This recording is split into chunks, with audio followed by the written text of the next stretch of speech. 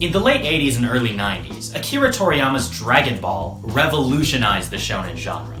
But with such monumental popularity, one thing is inevitable: the desire to make huge piles of money. We are talking Scrooge McDuck type shit here. Dragon Ball isn't just a simple comic book turned cartoon, it's a sprawling multimedia franchise of spin-offs, sequels, filler arcs, video games, toys, figures, merchandise, and of course, movies. There have been a total of 20 theatrical animated Dragon Ball movies, along with 1 live-action movie, 4 OVAs, and 3-ish TV specials, for a grand total of what I'm gonna call 28 Dragon Ball movies. I'm using the word movie kinda loosely here. Some of these are only like 30 minutes long. But with such a huge number of movies, is it worth it to watch them all? No, it isn't. Don't do this. Fortunately for you, I watched all 28 of them so that you don't have to. And I'll be dividing them up today into 3 simple categories. You got the good ones. These are like a 7 or 8 out of 10. These are solid viewing experiences that I would recommend to a Dragon Ball fan. You've got the ones. They're like a 5 or 6 out of 10. If you're desperate for more Dragon Ball content, go ahead and give them a shot. And then you got the bad ones, which are from like a 1 to a 4 out of 10. You have no reason to watch these. If you desperately need to know who Dr. Wheelo is, that's what this video is for. Do not hurt yourself. Our first 3 movies kind of make up a trilogy, retelling some events of early Dragon Ball, but with new villains and plot lines to keep things interesting. The first one is called Curse of the Blood Rubies. In this one, Goku meets characters like Bulma, Oolong, Yamcha, and Roshi. The original plot is about some king who gets corrupted by these cursed gems called blood rubies, and he's trying to get all the Dragon Balls to get more blood rubies, I think. It's got enough of the charm of early Dragon Ball that I don't really mind it, but it is a little bit boring. In Sleeping Princess and Devil's Castle, Master Roshi sends Goku and Krillin on a test to prove themselves. This one rocks because it is so goofy and fun. Krillin is just a complete dickhead in this movie.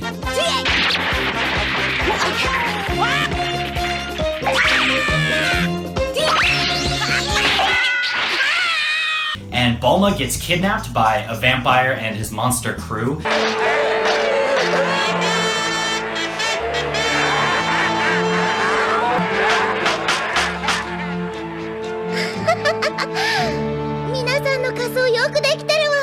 I think my favorite line in the movie comes from a conversation between 2 of the vampires' like monster goons, where one of them says, "The master plan is still in effect." And the other one goes, "Well, what is the master plan?" The first one says, "Well, it's the plan that Master came up with." A little later in the movie, it is revealed that the master plan is, and I quote, "We are going to blow up the sun." Mystical Adventure. Wait, is it mystical or mythical adventure?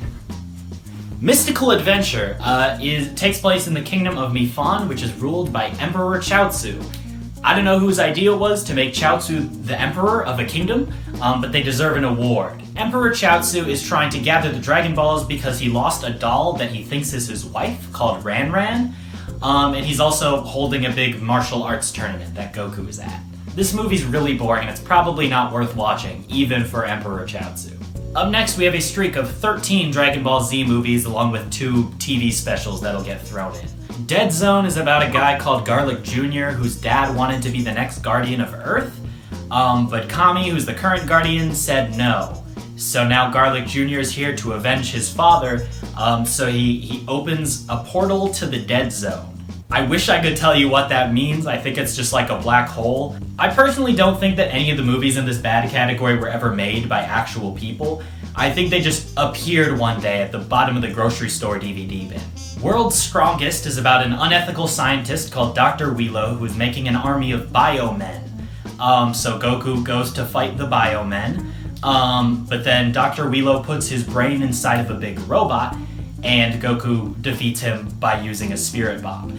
World's Strongest is the first of 3 movies in a row where Goku beats the villain using the spirit bomb, because there are no original ideas here. Also in the much-hated Big Green dub, this movie is called Dragon Ball Z, The Strongest Guy in the World, and I think that title is a lot more fun. In the manga and anime, it's kind of a big deal that there are only 4 remaining members of the Saiyan race. But in Tree of Might, they said, no, fuck you, here's another one. His name is Turles, and he looks exactly like Goku. In the movie, they explain that this is because they're both low-class Saiyans, and low-class Saiyans, I guess, all look really similar. But I think they were just too lazy to come up with a new character design. Anyway, Turles is evil, and he's trying to grow the Tree of Might, which is a giant tree that sucks all of the energy out of a planet and kills everybody on it. And then Goku beats him with the Spirit Bomb. This one really sucks. We take a quick pit stop from the movies for a TV special called Bardock, Father of Goku, which is of course about Goku's dad, Bardock. This one's pretty cool. It's about Bardock discovering Frieza's plan to kill all the Saiyans and turning on his former boss. Obviously it ends in tragedy and the Saiyans end up getting destroyed. And I guess Toriyama liked this one because Bardock showed up in a panel in the manga a few months later. Lord Slug is an interesting one because when this movie was being made, Goku hadn't turned into a Super Saiyan yet. Toriyama was savoring that build-up for the right moment. But Toei Animation said, fuck you, we're making a movie where he turns Super Saiyan first. Though it's usually called Lord Slug in the States, the movie's Japanese title was Dragon Ball Z, Super Saiyan Son Goku. It was marketed as Goku's first transformation into a Super Saiyan to fight a Super Namekian called Lord Slug. But I kid you not, literally 10 days after this movie first premiered, the manga chapter was released where Goku actually turned Super Saiyan. And the people who made this movie went, oh, that's not what we thought it would look like. So then they had to retcon it to say that this was just a pseudo Super Saiyan, even though the whole marketing strategy for the movie was that he was a Super Saiyan. And maybe the funniest part is that even after transforming into a Super Saiyan, Goku still loses to Lord Slug, turns back into a regular Saiyan, and has to use the Spirit Bomb to defeat him for the third movie in a row. The trend of Toei Animation having no patience and completely jumping the gun continues with Cooler's revenge. In this movie, Frieza's brother Cooler shows up to avenge him, except that in the anime, Frieza hadn't even been beaten by Goku yet, and the future Trunks arc had just started in the manga less than 3 weeks earlier with a similar idea of Frieza's dad, King Cold, showing up. So this one occupies a really weird space in the canon, but if you can set that aside, it's pretty decent. On the other hand, the movie's sequel, Return of Cooler, sucks. This came out 8 months later. After Cooler was thrown into the sun in Cooler's Revenge, he merged with an AI called the Big Geta Star, and can now create a bunch of robotic meta-coolers. This one's not good. Don't watch this one. In Super Android 13, some more androids show up, numbered 13 through 15, and then they fight Goku, and that's kind of the whole thing. And we finally hit a good one again. This is a TV special called History of Trunks, that's about the dystopian timeline that future Trunks is from. It builds on the flashbacks from the manga and anime and just has some really cool moments in it.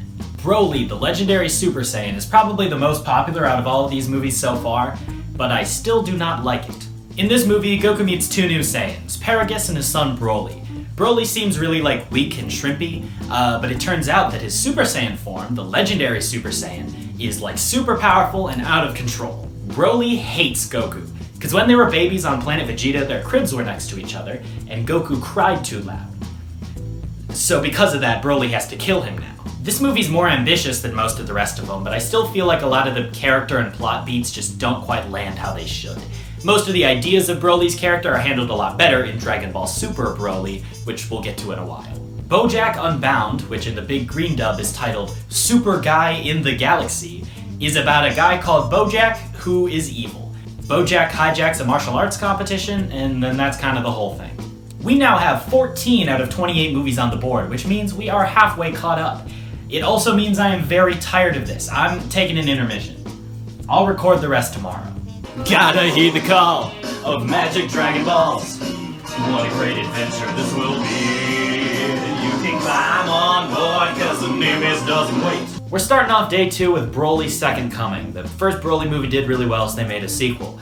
After the end of the last one, Broly was super injured, and he flew to Earth in an escape pod and then got frozen Captain America style. Broly just sat there frozen in the ice for 7 years until he heard Goten crying really far away, and it reminded him of Goku crying when they were babies, so he woke up and got really angry and attacked everybody. And then 4 months later they made another one called Bio Broly.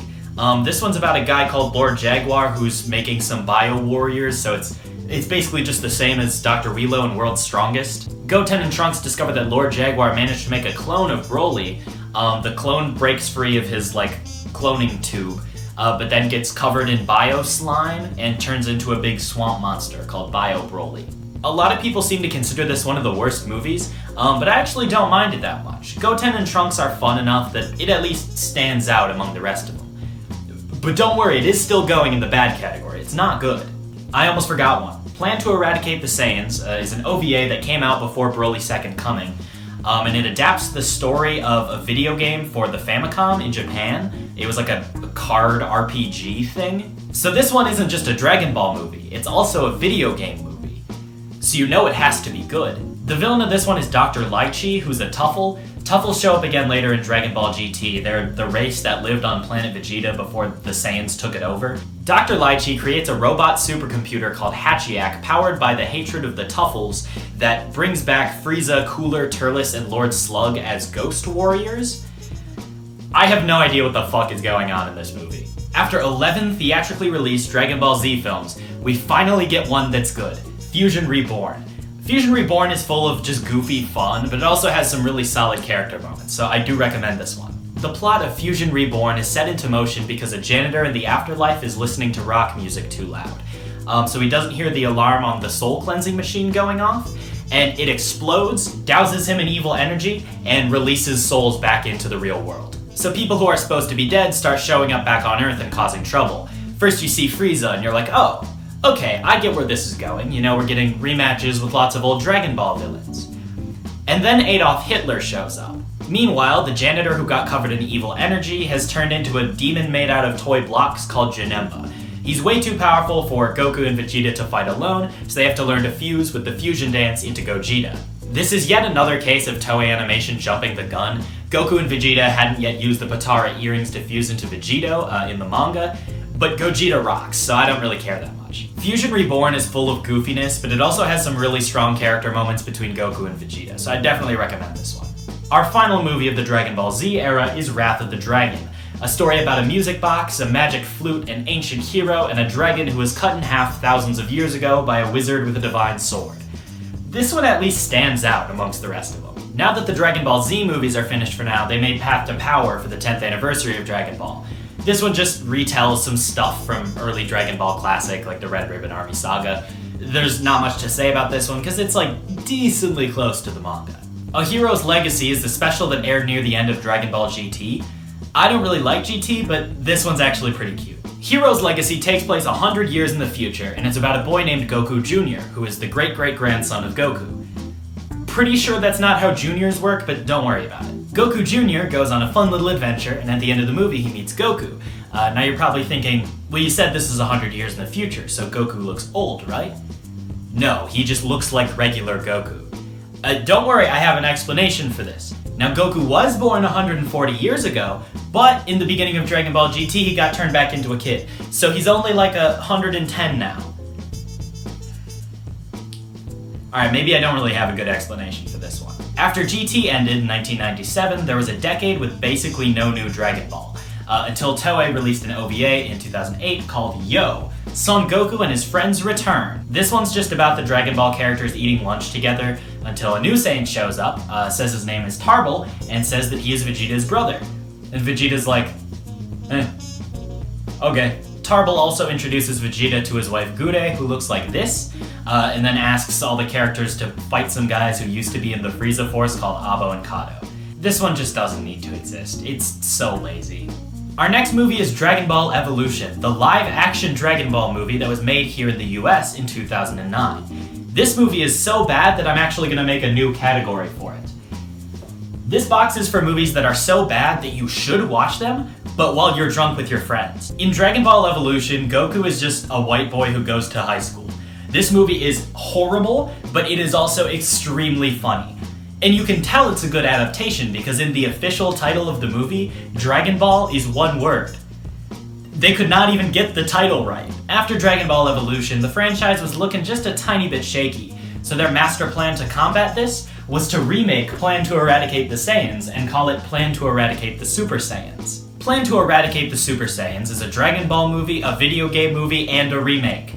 So you know it has to be good. They completely re-scripted and re-edited Plan to Eradicate the Saiyans down from an hour to a half hour.